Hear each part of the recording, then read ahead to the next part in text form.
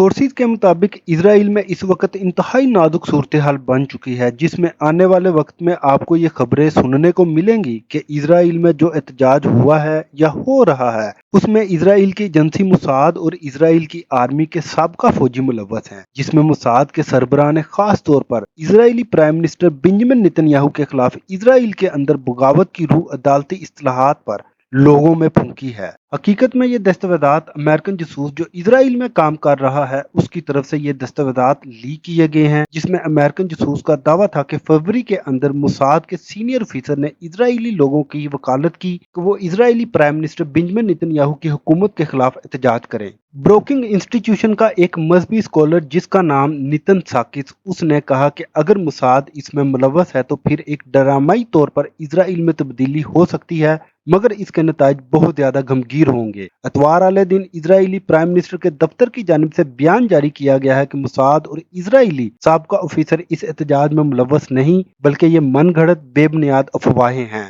हत्ता कि जब इजरायली इंटेलिजेंस के डायरेक्टर से इस लीक के बारे में सवाल किया गया तो उसने जवाब देने से माजरत की, मगर अमेरिकी महकमा दफा तर्जमान सबरीना सिंह ने कहा कि इन लीक के मुतालिक जायजा लिया जा रहा है और तहकीकात का आगाज कर दिया गया है और जो दस्तावेजात पेंटागन से लीक हुई हैं महकमा इंसाफ उसकी शफाफ तहकीकात करेगा। जबकि साकस के मुताबिक बहुत ही ये शर्मनाक इंकशाफ है जहां पर इजरायली सुप्रीम कोर्ट को कमजोर करने और लाखों लोगों को तकसीम करके सड़कों पर गवर्नमेंट और सुप्रीम कोर्ट के खिलाफ खड़ा कर दिया है और इजरायली फौज में फूट डाल दी गई है। इसमें मजीद इजरायली सफारत खानों ने बाज़ाब्ता हिस्सा लिया और मुतद इजरायली सफारत खानों को एक दिन में बंद कर दिया गया था। इससे ज्यादा जो इजरायली मुसाद इंटेलिजेंस एजेंसी का सरबराह जिसका नाम डेविड बर्वीनिया है उसको Israeli prime minister Benjamin Netanyahu ने इजरायली एजेंसी मुसाद का सरबराह तैनात किया था, मगर जब ये एहतजाज का मामला इसराइल में फूटा तो वो उस वक्त खामोश था। बाद में इजरायली मीडिया के मुताबिक डेविड बरीनिया ने मुसाद के निचले दर्जे के अहलकारों को मुजाहरों में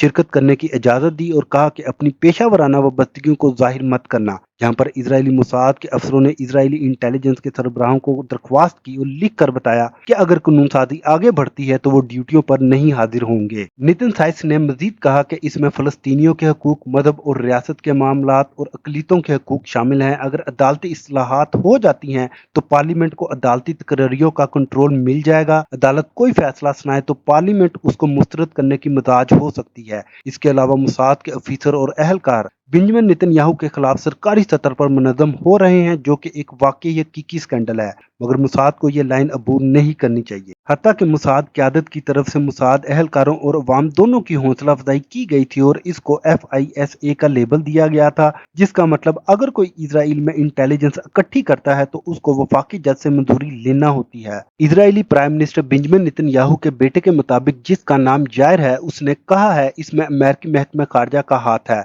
क्योंकि इससे पहले भी अमेरिकी महकमा खारजा मुजाहरों को इसराइल में तूल दे चुका है, जिसका इल्जाम अमेरिकी महकमा खारजा और वाशिंगटन पोस्ट पर आयद होता है, जबकि अमेरिकन स्टेट डिपार्टमेंट के तर्जमान इन इल्जामात को मुकम्मल तौर पर गैर वादिया और मुस्तरद करार दिया है। मुझे जाती तौर पर इस तरह महसूस हो रहा है कि इस एहतजाज में इसराइली एजेंसी मुसाद का हाथ है, क्योंकि बहुत से लोगों को हैरानी नहीं हुई है जब यह खबर लीक हुई कि मुसाद के ऑफिसर इन एहतजाज में शामिल थे, क्योंकि सियासी तौर पर इन अदालती इस्लाहात का इसराइल में मुखालफत की जा रही है। इसके अलावा साबका इजरायली वजीर दफा और IDF के चीफ ऑफ स्टाफ मोशे यालून एहतजाज वालों में शामिल थे और बाकायदा तौर पर व्हाट्सएप पर Israeli prime minister Benjamin Netanyahu के लिए पैगामात भी जारी किए और बताया कि Israeli prime minister Benjamin Netanyahu हर इलाके में नाकाम हो चुका है। हम आपके लिए इसी तरह की इंफॉर्मेटिव वीडियो लेकर आते हैं, तो लिहाजा साथ जुड़े रहने के लिए गुलशन इंटरनेशनल उर्दू न्यूज़ चैनल को सब्सक्राइब करना ना भूलें और कमेंट्स में अपने ख्याल का इजहार जरूर करें।